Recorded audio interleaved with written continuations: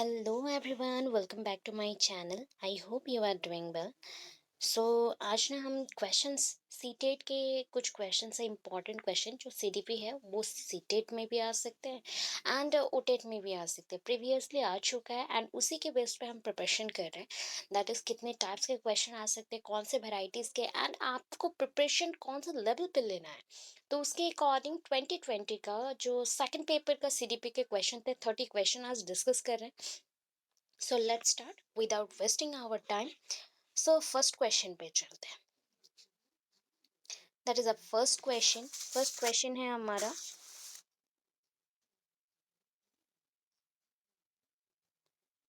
During the period of childhood development, बच्चों के development के टाइम पे, मतलब पीरियड ऑफ चाइल्डहुड के समय डेवलपमेंट कैसा होता है, ये पूछा गया। बाल्यावस्था की अवधि में विकास, तो उसमें क्या क्या होता है। जस्ट लाइक ये जो चाइल्डहुड चल रहा है ना, चाइल्डहुड का पीरियड आप जानते हैं, अर्ली चाइल्डहुड है, लेटर चाइल्डहुड है, मतलब आपका पूर्व बाल्यावस्था, उत्तर बाल्यावस्था हो गया।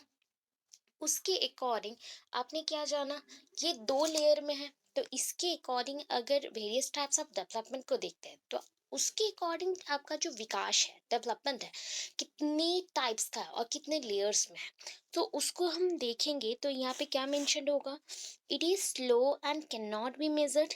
इसको हम धीमी गति से होता है और माप नहीं सकते हैं। It is multi layered and complex, ये मल्टी लेयर्ड है एंड कम्प्लेक्स टाइप में है, वो मेंशन किया गया है। And consist only of quantitative changes, quantitative changes होता है परिणात्मक, दैट मीन्स उसके परिमाण भी होते हैं एंड परिणात्मक एक विकास होता है, परिवर्तन होते हैं। And is disorderly and disjointed, Anay अनियमित, मतलब नियम के अनुसार नहीं होता, अनियमित एंड असंबद्ध होता है। ठीक है। सो यहाँ पे आप देख सकते हैं, मैंने समझा दिया आपको कि चाइल्डहुड, सपोज एक बच्चा चाइल्डहुड स्टेज में है तो वो दो स्टेज से बिलोंग करता है। ये हो गया उसका अर्ली चाइल्डहुड, जिसे हम उत्तरा बाल्यावस्था बोलते हैं, ये हो गया लेट चाइल्डहुड। तो उसके अकॉर्डिंग डेवलपमेंट भी डिफरेंट डिफरेंट फेजेस में होगा। सो उसके हिसाब से अगर देखें, यहाँ पे कैन नॉट मेंशनड है, कंसिस्ट ऑफ ओनली, क्वांटिटेटिव है, ओनली मेंशन हो गया, ये सारे ना नेगेटिव टर्म्स हैं। डिस वर्ड यूज हुआ, नेगेटिव है, बट क्वेश्चन में नेगेटिव नहीं पूछा, तो उसके हिसाब से आप समझेंगे एंड हमारा ऑप्शन नंबर 2 होगा correct. Option number 2 is the correct answer. ठीक है, समझ आ गया। नेक्स्ट को चलते क्लीन करते हुए। Zone of proximal development is dash, zone of proximal development। अच्छा, फर्स्ट ऑफ ऑल जेडपीडी क्या है। Zone of proximal development, that is called ZPD. ZPD, ठीक है, निकटस्थ विकास क्षेत्र, विकास का क्षेत्र, ये हो गया जेडपीडी। अभी जेडपीडी कैसा होता है, ठीक है। सपोज एक बच्चा ग्रो कर रहा है, अर्ली स्टेज पे है, बच्चा खुद से ही ग्रो कर रहा है, एंड और एक स्टेज आता है बच्चे का जहाँ पे बच्चा किसी का हेल्प नीड करता है ग्रो करने के लिए या फिर किसी भी टास्क को करने के लिए। सो उसके अकॉर्डिंग आपको ऑप्शन यहाँ पे ढूंढना है कि क्या लिखे। सो हम क्लियर करते हैं, उसके बाद ऑप्शन देखते हैं। The area between a child's current level of independent performance and the level of performance that the child could achieve with the help of adults and more skilled peers. यहाँ पे बोला गया बच्चों के वर्तमान स्तर पर स्वतंत्र प्रदर्शन और वयस्कों और वो मीन्स एवं अधिक कौशल वाले समकक्षीय, पीयर ग्रुप्स में समकक्षीय की सहायता से बच्चों या बच्चे द्वारा उपार्जित किए जाने वाले प्रदर्शन के मध्य का क्षेत्र है। सो वो हो सकता है, या फिर ये range of task that the child should be able to do as per her age but can not, उनके एज के हिसाब से बच्चे काम कर सकते हैं बट परंतु वो नहीं कर पाते। The process where two individuals who begin with different understanding arrive at shared understanding. यहाँ पे दो बच्चे जो कि डिफरेंट वेज से अपना अंडरस्टैंडिंग को स्टार्ट किए थे, अनुसार कोई भी चीज़ को समझ रहे थे, परंतु उन्होंने क्या किया, दो व्यक्ति समान समझ पर पहुंच गए, वैसे हो गया। The process in which children learn to perform task, जब ये एक प्रक्रिया है जिसमें बच्चे समाज के वयस्क सदस्यों के द्वारा निर्धारित विधि से कार्य करते हैं। तो यहाँ पे क्या होगा, मैं जो ऑप्शन बोली, दैट इज ऑप्शन वन, वो करेक्ट है। बिकॉज यहाँ पे आप देखिए, यहाँ पे जेडपीडी है, ये क्षेत्र बताया गया है कि डेवलपमेंट का कौन सा स्टेज है, कौन सा स्टेज पे ये आता है। सो फर्स्ट वन, जो बच्चा जहाँ पे अकेले खुद ही कुछ कर लेता है, एंड उसके बाद जब वो थोड़ा सा बड़ा हो रहा है, किसी का गाइडेंस चाहिए या समकक्ष, that means the skilled peers, उसके भी सेम एज के जो भी बच्चे हैं, वो अगर नॉलेजियस है, उस चीज़ के बारे में एक्सपीरियंस रखते हैं, वो बताते, तो उसके थ्रू वो अर्जित करें। तो इसके बीच का जो क्षेत्र होता है, that is called the zone of proximal development. तो आपका राइट आंसर कौन सा हो गया, ये हो गया आपका राइट आंसर। राइट, ये हो गया आपका राइट आंसर। नेक्स्ट क्वेश्चन पे चलते हैं क्लियर करते हुए। अकॉर्डिंग टू जीन पैगेट, और दैट इज कॉल्ड जीन पियाजे, ठीक है, पियाजे के हिसाब से अनुसार, children in formal operational stage, बच्चे क्या करेंगे फॉर्मल ऑपरेशनल स्टेज में, अमूर्त सक्रियात्मक अवस्था में क्या करेंगे, are capable of hypothetico deductive reasoning and the propositional thought, are bound by centration and irreversible of thought, cannot conserve, classify or seriate, begin to engage in make believe and symbolic play। यहाँ पे बच्चा क्या करेगा, पहले ही बता दूं कि gene Piaget का 4 स्टेजेस है। क्या क्या है आपको पता है, दैट इज सेंसरी मोटर्स है, उसके बाद प्री ऑपरेशनल, देन आया concrete operational and the formal operation. Formal operation means पूरा लास्ट स्टेज। लास्ट स्टेज में बच्चे को हर एक चीज़ का समझ आ जाता है, वो सेंट्रेशन नहीं करता, सेंट्रेशन नहीं करता है, लास्ट स्टेज में आ गया है। यहाँ पे बच्चा किसी चीज़ को समझ के रखना, कंजर्व करना, संरक्षण करना, वर्गीकरण करना, ये सब नहीं कर पाता। तो इसका आंसर क्या हो जाएगा, उत्तर क्या हो जाएगा आपका पहला वाला, that is a hypothetico deductive reasoning and propositional thought. ठीक है, बच्चा खुद से लॉजिक लगा सकता है, कोई भी चीज़ का रीजनिंग निकाल सकता है, कोई भी प्रॉब्लम को सॉल्व कर सकता है। फोर्थ क्वेश्चन में आते हैं, at which stage of Lawrence Kohlberg theory, हम जिसे बोलते हैं Kohlberg theory of moral development, do individuals believe that actively maintaining the current social system ensures positive human relationship and the social order। Lawrence Kohlberg की नैतिक विकास के सिद्धांत के अनुसार, व्यक्ति किस अवस्था में है जब वो विश्वास करता है कि वर्तमान सामाजिक प्रणाली को सक्रियात्मक, और दैट इज सक्रियता पूर्वक बनाए रखने से धनात्मक मानवीय संबंध और सामाजिक वर्ग सुरक्षित रहेंगे। कौन से स्टेज में ये होता है, सारा कुछ सुरक्षित रहेगा, दैट इज हमारा ऑप्शन नंबर यहाँ पे 2 हो जाएगा right answer. Because punishment and obedience जो ओरिएंटेशन है छोटे बच्चों के लिए होता है, जहाँ पे दंड और आज्ञा पालन वो करते हैं, अभिविन्यास करते हैं। उसके बाद नंबर 2 आया था सोशल ऑर्डर मेंटेनिंग ओरिएंटेशन, जहाँ पे हम समाज के नियम को मानते हैं, जो समाज के सिस्टम होते हैं उसको मानते हैं, एंड उसके ऑर्डर को, जो क्लासेस हैं, जैसे ह्यूमन रिलेशनशिप को अच्छा रखा जाए उसके हिसाब से जो बनता है उसको रखता है। तो उस हिसाब से अगर देखा जाए तो ये option number 2 is the correct answer, because universal ethical principle, सार्वभौमिक नैतिक सिद्धांत, ये लास्ट है जहाँ पे बच्चा सारा कुछ लॉज जान पाता है। इंस्ट्रूमेंटल पर्पस ये छोटे बच्चों के लिए है, जो कि आप बोल सकते हैं कि ये चाइल्डहुड, अपर चाइल्डहुड, जो लेट चाइल्डहुड पीरियड है उसके लिए। तो ये सोशल ऑर्डर मेंटेनिंग ओरिएंटेशन है, हो गया सामाजिक क्रम व्यवस्था अभिविन्यास। नेक्स्ट चलता है फिफ्थ में, which of the following is a correctly matched pair of type of intelligence and end state performance possibilities as per Howard Gardner's theory of multiple intelligence। So Howard Gardner's theory के according, जो उनका multiple intelligence theory है, उन्होंने बहुत सारे types of intelligence दिया है। But correctly यहाँ पे उसके जो एंड स्टेट परफॉर्मेंस है उसके बोल सकते हैं यहाँ पे जो उसके रिलेटेड एग्जाम्पल्स होगा मैच करेंगे।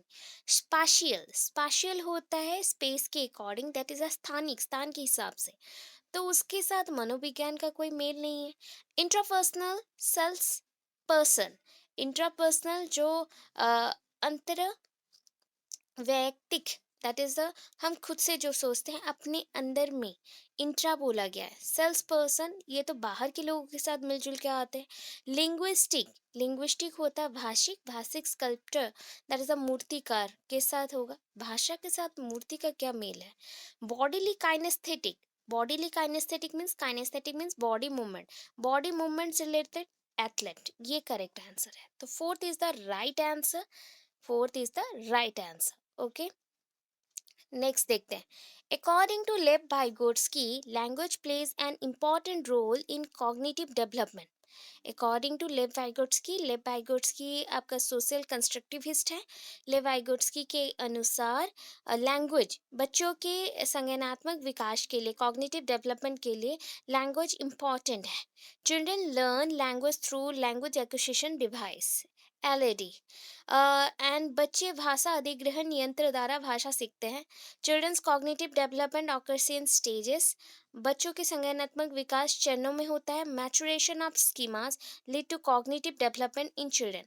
मैचुरेशन जो होता है, परिपक्वन जो होता है ना बच्चों में, वो संज्ञानात्मक विकास के थ्रू ही होता है, अग्रसर होता है।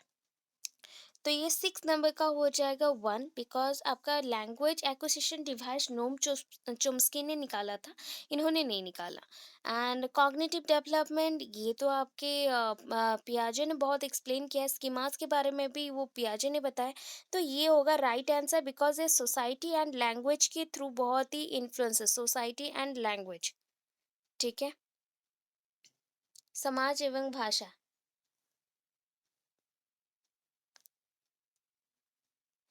नेक्स्ट चलते हैं। In a progressive classroom assessment of learners during the process of teaching learning. एक प्रोग्रेसिव दैट इज प्रगतिशील कक्षा में शिक्षण अधिग्रहण प्रक्रिया के दौरान अधिगमकर्ताओं का मूल्यांकन कैसे होता है। is not at all helpful in the children's learning, creates hindrance in the process of children's learning, is helpful in identifying high, low, and non achievers for the purposes of giving feedback to the parents, is very important since it gives insight into the children's understanding, help the teachers to reflect others pedagogy। तो ये क्या क्या में help करता है। Is not helpful in children's learning, बच्चों के अधिगम के लिए सहायक नहीं है। बच्चों के अंदर hindrance in the process of children's learning, ये क्रिएट करता है रुकावट बच्चों के लर्निंग में। ये अभिभावकों को प्रतिपुष्टि देने के प्रयोजन से बेहद सफल और कम सफल असफल विद्यार्थियों को पहचानने में सहायता करता है। एंड बेहद महत्वपूर्ण है क्योंकि यह बच्चों की समझ की जानकारी देता है और अध्यापिका को अपने शिक्षा शास्त्र पर विचरने के लिए सहायता करता है। तो उसके हिसाब से अगर देखा जाए तो ये लास्ट वाला पॉइंट बहुत ही इम्पॉर्टेंट है, बिकॉज एक प्रोग्रेसिव क्लासरूम में, प्रगतिशील क्लासरूम में assessment of learners, of learners बोला गया है, फॉर लर्नर होता तो अलग होता, ऑफ लर्नर्स बोला गया। लर्नर्स को एसेस करने के लिए उसमें during the process of teaching learning, ये किस में हेल्प करता है, इस काम में। बाकी सब नॉट है, थोड़ा सा रुकावट वाले चीज़ें होते तो पॉजिटिव जहाँ ना लगे वहाँ पे छोड़ दें। ऑप्शन नंबर 4 होगा आपका करेक्ट आंसर। नेक्स्ट चलते हैं क्वेश्चन नंबर 8 में। An effective classroom strategy to reduce gender stereotyping and broadening development possibilities for all sexes। एक इफेक्टिव क्लासरूम स्ट्रैटेजी अगर बनाते हैं हम, वादिता को कम करने के लिए एक ऐसे कक्षा बनाएंगे जहाँ पे जितने संभावनाओं में हो सकता है, जो स्टेरियोटाइप्स रहता है, मीन जो बातें रहती है, जो बातें क्या होता है ना, रूढ़िवादी हम बोलते हैं उसको, रूढ़िवादिता जो रहती है ना, रिपीटेड थॉट, उसको कम करना चाहते हैं। तो उस टाइप का जो रहता है वहाँ पे क्या होगा, to ignore and dismiss biological differences among the sexes, to reinforce gender roles as portrayed in the society, जैसे सोसाइटी में समाज में बोला गया है उस हिसाब से लिंग का जो भूमिका है उसे निभाए वो। बच्चों के लिंग को या फिर सेक्सेस को जो भी उनके साथ डिफरेंसेस है उसको हम इग्नोर कर दें। Forming sex same sex ability groupings, लड़कियों के अलग ग्रुप बना दे, लड़कों के अलग ग्रुप, ऐसे forming mix sex activities group and promote discussion. हम मिक्स सेक्स टाइप के मतलब क्रियाकलाप में लिए मिश्रित लिंग समूहों बनाएं और विचार विमर्श करें वहाँ पे। सो उसके अकॉर्डिंग 8 का आंसर भी 4 होगा, बिकॉज बाकी सब में आपको दिख रहा है कि सेक्स के अकॉर्डिंग एंड जेंडर के अकॉर्डिंग भिन्नताएं हैं, तो ये आपके सही उत्तर है 4। नेक्स्ट चलते हैं। Multilingualism is a classroom needs to be understood as dash by the teacher. Multilingualism एक क्लासरूम है जो कि जरूरत है किस लिए, अध्यापक को, दैट इज अध्यापक जो है ना, अध्यापकों को कक्षा में बहुभाषीयता को समझना चाहिए। एक कक्षा में बहुत सारे जो भाषाएं के लोग हैं उसको समझना चाहिए। उसको समझेंगे तो क्या होगा, ठीक है, ये टीचर्स के थ्रू समझना चाहिए। And asset and resources and ये एक हिंड्रेंस है, रुकावट है, एक समस्या है, ये प्रॉब्लम, ये सिस्टमैटिक इशू, एक व्यवस्थागत मुद्दा है। एंड एसेट एंड रिसोर्सेस एक गुण एंड साधन है। तो आप क्या बोलेंगे, ये सिस्टमैटिक इशू है, हिंड्रेंस है, प्रॉब्लम है, या क्या है? सो अगेन हम देखते हैं कि ये सिस्टमैटिक इश्यूज होंगे, ठीक है, सिस्टमैटिक इश्यूज होंगे, बिकॉज ये कोई गुण और साधन नहीं है, हिंड्रेंस एक रुकावट भी नहीं है, इसको हम सॉल्व कर सकते हैं कॉमन लैंग्वेज को यूज करके। तो राइट आंसर होगा 4। नेक्स्ट चलते हैं। ये child centred classroom is one in which the teacher uses the textbook as the only source of knowledge. एक चाइल्ड सेंटर जहाँ पे बाल केंद्रित कक्षा हो, वहाँ पे टीचर ओनली क्या यूज करेगा, किताब और पाठ्य पुस्तक को यूज करेगा अपने ज्ञान को या ज्ञान को बढ़ाने के लिए, ज्ञान के स्रोत जो स्रोत है उसको बढ़ाने के लिए, उसके उपयोग में। Teacher segregates the children based on their abilities, उनके एबिलिटीज के अकॉर्डिंग, उनके जो काम है, क्षमता क्षमता के अकॉर्डिंग हम यहाँ पे अलग अलग वर्गीकरण कर देंगे। The teacher uses rewards and punishment to direct the children's behaviour, यहाँ पे बच्चों को हम डायरेक्ट करने के लिए या फिर बच्चों को निर्देश देने के लिए, निर्देश के अनुसार काम करने के लिए पनिशमेंट एंड रिवार्ड देंगे। एंड उसके बाद 4, the teacher is flexible and caters to needs of individual children. बच्चे यहाँ पे बच्चों के नीड के अकॉर्डिंग टीचर को यहाँ पे फ्लेक्सिबल होना चाहिए एंड उसके हिसाब से ही काम करेंगे। तो उसके हिसाब से फिर से आया, बाकी सब क्वेश्चन देखिए। सोर्स ऑफ नॉलेज ओनली अगर बुक हो गया तो बच्चे लिमिटेड समझेंगे, तो ये आपका तो पहला कट। उसके बाद जो नेक्स्ट आए यहाँ पे सेग्रीगेट, बच्चों को अगर वर्गीकरण कर दे तो ये भी तो अलग हो गया, बच्चे अलग अलग हो जाएंगे। एंड पनिशमेंट एंड रिवार्ड्स कभी भी एक साथ यूज नहीं करते हैं स्कूल में, कोई एक को यूज करना है, तो ये होगा आपका राइट आंसर, ठीक है। अभी नेक्स्ट चलते हैं। According to which theorist cultural tools plays an important role in cognitive development of the child, that is आपका लेव वाइगोट्स्की में आपने पढ़ा था। वाइगोट्स्की के अनुसार सोशल कल्चर एंड उसके साथ जो लैंग्वेज है उसका रिलेशन से बहुत अच्छा है। इसके थ्रू बच्चों का बहुत ही इंटरपर्सनल एंड इंट्रापर्सनल जो भी लैंग्वेज लर्निंग है वो अच्छा होगा, जेडपीटी भी अच्छा होगा, सबके हेल्प के थ्रू बच्चा बढ़ेगा, ग्रो करेगा, प्ले भी करेगा। तो उसके हिसाब से जीन पियाजे में ये नहीं है, अल्बर्ट बांदुरा में भी नहीं है, बियर स्किनर में नहीं है, ये होगा राइट आंसर। नेक्स्ट चलते हैं। Which of the following is not a suitable learning material for the student who are partially sighted? आंशिक दृष्टि वाले जो कि कम देखते हैं आंखों से, थोड़ा थोड़ा देखते, तो उनके लिए, वैसे विद्यार्थियों के लिए कौन से अधिगम सामग्री अच्छा होगा? लार्ज प्रिंटेड बुक्स, बड़े आकार में मुद्रित पुस्तकें, 3 डायमेंशनल मैप्स एंड चार्ट, 3 बीमियो, दैट इज 3 एंगल से जो बने रहते हैं नक्शे एवं chart, talking books, spelled bulletin boards, हम बोलती पुस्तकें और स्पर्शीय सूचना पट यूज़ करेंगे। स्मॉल प्रिंट वर्कशीट, छोटी मुद्रा वाली कार्य शीट हम यूज़ करेंगे। तो इसमें से आपको कौन सा लगता है करेक्ट होगा? दैट इज, यहाँ पे बोला गया है कि आँखों में प्रॉब्लम है, आंशिक दृष्टि वाले जो भी प्रॉब्लम है उसमें कौन सा सुइटेबल नहीं है। नॉट में पूछा है, आप क्वेश्चन जब भी पढ़ो तो नॉट के अकॉर्डिंग देखिए, नॉट है, नेगेटिव है, सेंटेंस कैसा है, तो उसके हिसाब से में आपका देखिए, बच्चों को आधा दिखता नहीं है तो लार्ज प्रिंट बुक्स यूज़ कर सकते हैं, three dimensional maps and charts use करते हैं, टॉकिंग बुक्स यूज़ कर ले तो बहुत अच्छा होगा। ये सारे पॉजिटिव सेंस में है, बट ये नेगेटिव सेंस में है, तो नेगेटिव के हिसाब से ये करेक्ट होगा। नेक्स्ट चलते हैं, the underlying believe behind inclusive education. Inclusive education वो है समावेशी शिक्षा, जहाँ पे सारे बच्चों को हम यहाँ पे एक साथ लेके आते हैं। तो उसमें जो इंक्लूसिव एजुकेशन के अंदर जो बिलीव है वो क्या है? Segregation of children on the basis of their abilities and provisioning of vocational training accordingly, diagnostic labeling of children based on their handicaps for identification of their limitation, provisioning of special education and institution for children with different handicaps, the philosophy that all children have a right to get equal education in a regular school। तो कौन सा होना चाहिए? तो मेरे according, because ये मैंने पहले ही बोला कि इंक्लूसिव का मतलब होता है कि बीनीथ द सेम रूफ, एक छत के नीचे सारे बच्चे एक साथ पढ़ेंगे।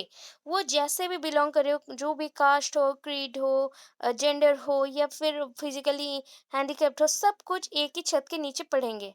तो यहाँ पे पहला पॉइंट तो हो गया कि सेग्रीगेशन बेस होगा, तो ये रॉन्ग हो गया। Diagnostic labelling of children based on their handicaps, identification of their limitation, ये लिमिटेशन जान लेगा तो ये कुछ हेल्प नहीं करेगा इंक्लूसिव एजुकेशन में। Provision of special education, special education वाले जो इंस्टीट्यूशन है उनके लिए प्रोविजंस बनाना चाहिए कि कैसे डिफरेंट बच्चों के साथ वो काम करे, तो ये भी रॉन्ग है and this is the right answer, ये राइट आंसर है। नेक्स्ट चलते हैं, needs of gifted and creative children can be addressed by.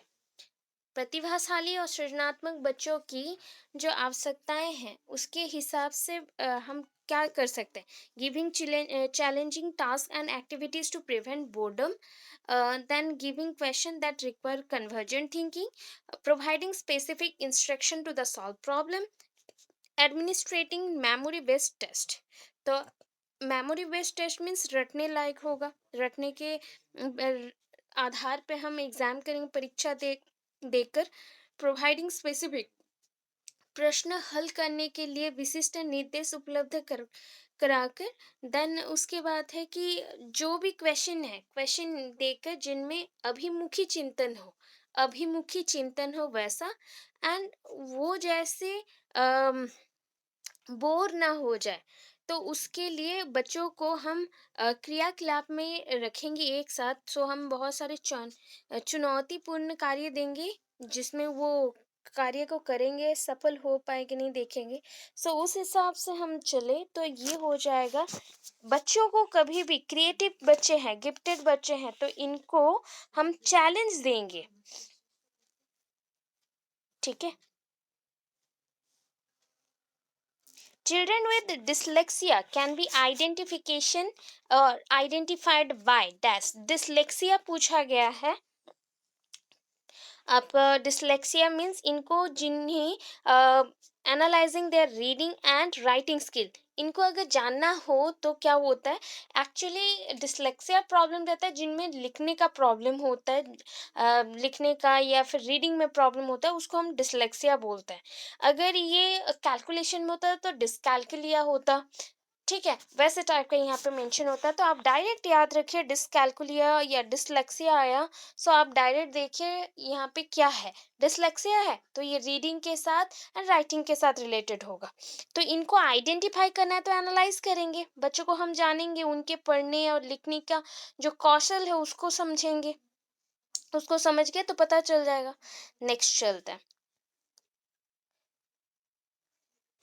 Which of the following is not an effective strategy to address learners from the disadvantaged and the deprived backgrounds? जो कि हम बोल सकते हैं कि प्रतिकूल परिस्थितियों और वंचित पृष्ठभूमि वाले जो कि वंचित रहते हैं वैसे उसके हिसाब से जो उनको अगर हम वैसे लर्नर्स को हम क्या करना चाहते हैं, इफेक्टिव स्ट्रैटेजी देना चाहते हैं, बट यहाँ पे और एक वर्ड मेंशन है, नॉट। हम अगर देना नहीं चाहते हैं तो प्रभावशाली कौन सा नहीं होगा, कौन सा स्टेटमेंट इसके हिसाब से इनको हेल्पफुल नहीं होगा। Talk to the learners to understand their needs and challenge faced by them. हम बच्चों से जो भी लर्नर्स हैं छात्राओं से बात करेंगे, छात्र छात्राओं से बात करेंगे एंड उनके प्रॉब्लम को समझेंगे, उनको चैलेंज चैलेंज फेस करने के लिए रेडी करेंगे and asking the learner to enroll for the tuition outside of the school so that the teacher doesn't have to pay much attention to them। हम बच्चों को बोलेंगे कि आप लोग बाहर जाके ट्यूशन पढ़ो हमारे से ही, तो हमें यहाँ पे आपको ज़्यादा ध्यान देना नहीं पड़ेगा। Motivate the students to set the moderately challenging goals and provide appropriate instructional support. उनको हम इंस्ट्रक्शनल सपोर्ट निर्देशनात्मक सपोर्ट देंगे और गोल को चैलेंजिंग गोल्स को कैसे फेस करेंगे बताएंगे। From collaborative groups to work, एक साथ काम करने के लिए कोलैबोरेटिव दैट इज कॉल्ड सहयोगी सहयोगी ग्रुप बनाएंगे, वहाँ पे काम करेंगे, उसके लिए प्रोत्साहित करेंगे। तो बाकी तीन देखिए 1, 3 एंड 4, ये जो तीन है ना पॉजिटिव में जा रहे हैं, बट यहाँ पे नॉट ऑप्शन है। तो बच्चे अगर आउटसाइड ट्यूशन गए तो स्कूल आने का मतलब क्या है? सो यहाँ पे स्कूल को इम्पोर्टेंस दिया गया है, ठीक है। तो उसके अकॉर्डिंग इस लेवल पे नॉट के अकॉर्डिंग ये होगा राइट आंसर, ठीक है। मैक्सिमम टाइम सीटेड रोटेट में नॉट के हिसाब से ही क्वेश्चन आता है। Physical and emotional health of children and there learning dash dash there learning. Physical and emotional health of children, ये जो बच्चों के अधिगम है ना, शारीरिक स्वास्थ्य एवं सांवेगिक अवस्था कैसे प्रभाव डालता है, कौन सा चीज करता है? Doesn't have any influence on, plays an important role in, is not related to, has an insignificant role in. सारे देखिए आपको ना नेगेटिव रखेंगे, बट ये पॉजिटिव है, ये 2, तो ये होगा right answer. To promote meaningful learning in the classroom, meaningful learning बनाना है, अर्थपूर्ण अधिगम बनाना है, उसके लिए प्रोत्साहन करना है। तो उस हिसाब से हेल्प स्टूडेंट्स, ये अगर किया जाए तो क्या होगा? Help students to regulate their own emotions and motivation, ये रेगुलेट करेगा बच्चों का इमोशंस को एंड मोटिवेशन को।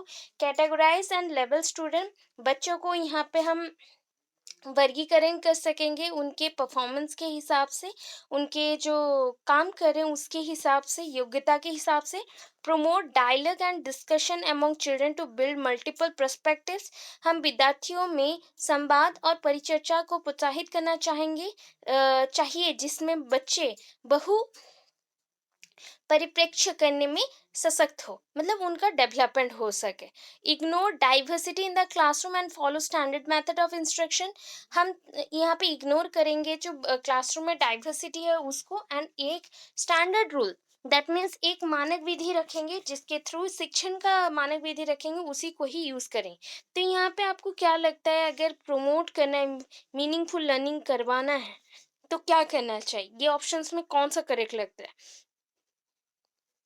सो आपके क्वेश्चन के अकॉर्डिंग देखिए फिर से अच्छे से कि कौन सा प्रमोट करने से मीनिंगफुल लर्निंग होगा क्लासरूम में। ए टीचर शुड क्या क्या करना चाहिए एक टीचर को, शिक्षक को। सो यहाँ पे आपका होगा help student to regulate their own emotions and motivation. हम यहाँ पे बच्चों को याद रखो, बच्चों के भी कैटेगराइज नहीं करना है, उनको सिर्फ डायलॉग बोलने में या डिस्कशन में नहीं रखना है, या फिर उनके डाइवर्सिटी को हमें नज़रअंदाज नहीं करना है। सो ये पॉजिटिव सेंस में आता है, ये करेक्ट है। क्वेश्चन पॉजिटिव नेगेटिव में ही ज़्यादा आता है। Learning is a dash and dash process, learning is a complex process and active process, जटिल है, सक्रिय है, सिंपल है, सरल है, रैखिक है, सिंपल है, इंडिविजुअल है, कम्प्लेक्स है, पैसिव है। नहीं, सो ये आपका ये कम्प्लेक्स ही होता है ऑलवेज, ये एक स्तर से दूसरा स्तर जाता है एंड ऑलवेज एक्टिव फॉर्म में रहता है, इसमें बहुत एनर्जी भी यूज होता है, नॉलेज भी मिलता है, तो एक्टिव फॉर्म में रहेगा। teacher should dash the social, cultural, religious and linguistic diversity in her classroom to facilitate meaningful learning. अगर एक टीचर को अच्छे से उचित मात्रा में बच्चों को सोशल, समाज, कला क्षेत्र के लिए सामाजिक, सांस्कृतिक, धार्मिक और भाषीय विविधता जो है ना, उसको अच्छे से समझाना है और पढ़ाना है, तो उसको क्या करना चाहिए ये सब के ऊपर। सो डिसमिस, इग्नोर, अंडरस्टैंड, नेग्लेक्ट। देखिए सारा कुछ ना मतलब 3 जो ऑप्शन है वो सारे नेगेटिव में आ रहे हैं। ये जो 3 ऑप्शन है ये नॉट के हिसाब से आ रहा है। बाकी ये एक चीज़ है जो अंडरस्टैंड। तो इसके अकॉर्डिंग तो यहाँ पे आपका ऑप्शन नंबर 1 हो जाएगा सही, बिकॉज़ यहाँ पे क्या मेंशन है, कोलैबोरेटिव एंड कॉम्पिटिटिव। आपको हमेशा क्लासरूम को ना कोलैबोरेटिव रखना चाहिए, जहाँ पे एक दूसरे को हम सहायता करें, सहयोगिक हो। एंड यहाँ पे कॉम्पिटिटिव, तो कॉम्पिटिटिव हुआ तो यहाँ पे जैसे लाइक प्रतिस्पर्धा होता है, यहाँ पे कंपटीशन करते हैं, तो प्रतिस्पर्धिक होना चाहिए, प्रतिस्पर्धिक। तो उसके हिसाब से ये सही हो गया। नेक्स्ट चलते हैं, which of the following is an example of effective motivational strategy to encourage students to learn. यहाँ पे कौन सा एग्जाम्पल को हम लेंगे जो कि मोटिवेशनल स्ट्रैटेजी है, ये आपको प्रेरित करता है, अभी प्रेरित करता है बच्चों को सीखने के लिए, अधिगम के लिए। Provide scaffolding specially one students learn a new skill. जब बच्चे चाहते हैं नया कुछ सीखने के लिए तब स्काफोल्डिंग दो। स्काफोल्डिंग होता है जो कौशल सिखाना, नया कौशल। Emphasis on the completion of work rather than learning. हम वर्क को कंप्लीट कैसे करें उस पे हम फोकस करेंगे, लर्निंग को छोड़ के ज़्यादा हम ध्यान देंगे, कार्य को कैसे पूर्ण करना चाहिए बल देंगे उस पे। Giving task that are very easy, हम ऐसे टास्क देंगे जो इजी हो सबके लिए। Creating a lot of opportunities for competition, हम बहुत सारे कंपटीशन कंपिटिटिव वाले हम वर्क ऐसे क्रिएट करेंगे, अपॉर्चुनिटीज़ क्रिएट करेंगे, बहुत सारे अवसर बनाएंगे बच्चों। जीन पियाजे ने, लेव वाइगोट्स्की ने, हावर्ड गार्डनर ने, लॉरेंस कोलबर्ग ने, किसने बोला था? दैट इज ऑलवेज याद रखिएगा, जीन पियाजे ने ये बोला था, जीन पियाजे ने, राइट। सो आई होप आज का वीडियो आपको हेल्पफुल हो बहुत ज़्यादा। एंड अगर अच्छा लगा please subscribe my channel and stay tuned with me and not forget to press the bell icon. So thank you so much. यहाँ पे क्या था, मोटिवेशन स्ट्रैटेजी, मोटिवेशनल, अभिप्रेरित करने के लिए, तो प्रभाव डालने के लिए आपको क्या चाहिए, स्पेशली जैसे बच्चे न्यू स्किल्स, जब भी वर्ड आ जाए ना न्यू स्किल्स वाला तभी उसको टिक कर दो, बिकॉज यही करेक्ट होता है। न्यू स्किल्स हम पढ़ने से न्यू स्किल्स को सीखते हैं। उसके बाद नेक्स्ट चलते हैं, which of the following statement about the children's thinking is not correct। बच्चों के लिए कौन सा यहाँ पे जो फॉलोइंग स्टेटमेंट है वो करेक्ट नहीं है। Children construct their own theories about various phenomenon around them, उनके चारों तरफ जो घटनाएं हैं, उनके आसपास जो घटनाएं हो रही है उसके सिद्धांत वो खुद ही रचना कर लेते, खुद ही समझ लेते रचना करके। Children can not think of concept, कोई भी चीज़ों को वो पुनः नहीं समझते हैं। And primary role of the teacher is to provide information, यहाँ पे अध्यापक का मूल भूमिका है कि वो जानकारी प्रदान करेगा। Children actively think about various phenomenon, बहुत सारे फेनोमेनन घटनाओं के ऊपर वो क्या करेगा, बहुत सारा सोचेगा समझेगा। एंड वो छानबीन करेगा कि वो और कुछ निकाले, उसके अंदर लालसा आना चाहिए कि हाँ मैं ये जानना चाहता हूँ। Children are born with curiosity to learn about the world around them, वो उनके अंदर ये क्यूरियोसिटी होना चाहिए, जिज्ञासु होना चाहिए कि बच्चे आसपास की चीज़ों के बारे में जानना चाहते हैं। तो 23 का ऑप्शन देखिए, option 2 is the right answer, because बाकी सब पॉजिटिव हिसाब से है। ये भी देखिए कि बच्चे क्या कर रहे, एक्टिवली थिंक कर रहे, बहुत सारी चीज़ों के बारे में एंड एक्सप्लोर करना चाहते हैं। एंड इसके बाद ये जो है बच्चे खुद के सराउंडिंग में जो होता है ना उसके ऊपर खुद ही समझ के वो क्या करते हैं कि वो थिंक करते हैं कि हाँ इसका ये वैल्यू हो सकता है या फिर ऐसा रचना कर सकते हैं, ये भी करेक्ट है। तो ये सारे पॉजिटिव सेंस में है, हमको नेगेटिव में ढूंढना है। तो नेगेटिव ये है, जो बच गया वो नेगेटिव है, यही राइट आंसर है आपका। ठीक है, अभी नेक्स्ट चलते हैं।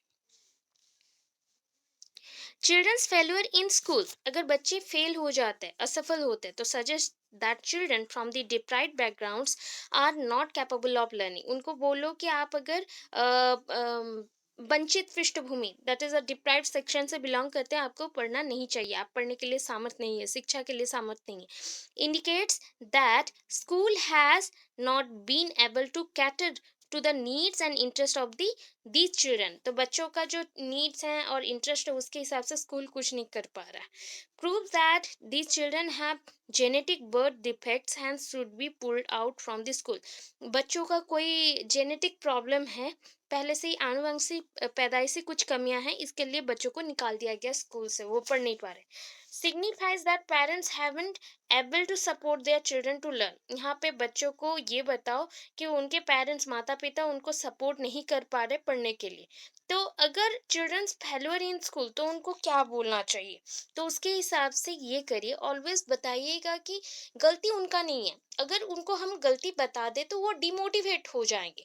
सो दैट मोटिवेशन के लिए ऐसे बताएं कि हमारा स्कूल आपके नीड के अकॉर्डिंग कर नहीं पा रहा, सो दैट आपको दूसरा स्कूल ढूंढना चाहिए। तो ये होता है एक सटीक उपाय, जो बच्चों को अगर स्कूल से आप निकाल रहे हो तो इस हिसाब से निकालते हैं। By working in groups, teaching and helping each other, children समूहों में काम करते हुए टीचर जो भी काम करते हैं टीचिंग ग्रुप्स में, teaching and helping each other, children teaching and helping each other, एक दूसरे को पढ़ाने में सहायता करने से बच्चों में क्या आएगा, children are able to reflect their own thought process and shift to a higher level of cognitive activity. बच्चों का जो क्रियाकलाप का स्तर है, संज्ञानात्मक क्रियाकलाप का स्तर है, वो बढ़ जाएगा। इस प्रक्रिया से can develop misconception which interferes with their learning. गलत सीखेंगे, भूल सीखेंगे, रॉन्ग सीखेंगे, बहुत सारा चीज़ ये इस लर्निंग के टाइप पे। Get distracted and hence it is an ineffective pedagogical strategy. इसको बोला गया कि यहाँ पे बच्चे डिस्ट्रैक्ट हो जाएंगे, ये इन इफेक्टिव है पेडागोजिकल स्ट्रैटेजी में। Develop competitive tendencies that hinder learning. Competitive tendencies that means, ये ना क्या करता है बच्चों में, जो प्रतिस्पर्धा में जाने के लायक जो उनका प्रवृत्ति था उसको उत्पन्न होती है, बट उसको बताया जाता है कि नहीं, तुमसे नहीं हो पाएगा, एक रुकावट डाल देते हैं। तो इस हिसाब से अगर देखा जाए तो बच्चों को, बाकी तीन जो थे ना वो नेगेटिव में ही थे, यहाँ पे पॉजिटिव में करना है, इसलिए ये पॉजिटिव है आंसर। क्वेश्चन को ऑलवेज पॉजिटिव नेगेटिव समझ के आप आंसर दे तो सही होगा। In a dash classroom teachers adapt their pedagogy and very assessment to cater to individual students. एक डैश कक्षा में अध्यापिका अपनी शिक्षा शास्त्र शास्त्र व आकलन की विधियों को विद्यार्थियों की व्यक्तिगत जरूरतों के अनुसार परिवर्तित करती है। इसे क्या बोला जाता है, progressive classroom, teacher centric, text book centric और बिहेवियरिस्टिक। तो इसके हिसाब से हम चले तो इसको बोलते हैं प्रोग्रेसिव। बहुत लोगों का मानना है कि बिहेवियरिस्टिक होगा, बट व्यवहारवादी नहीं है, ये प्रोग्रेसिव है। प्रगतिशील के लिए ऐसा किया जाता है, बच्चों को ऑल राउंड डेवलपमेंट के लिए ये हेल्प करता है। देन नेक्स्ट देखिए, which of the following statement about development is correct. कौन सा निम्नलिखित में से करेक्ट है, कौन सा स्टेटमेंट वाक्य सही है। There is a lot of cultural diversity in the development of children. Children across the world follow the same sequence and exact time of development. Development occurs in a neat and orderly set of stages predetermined by the genetic factor. Development is simple and unidimensional. ये एक दिशीय प्रक्रिया है and एक सरल प्रक्रिया है, कभी नहीं, डेवलपमेंट कभी भी सरल नहीं होता।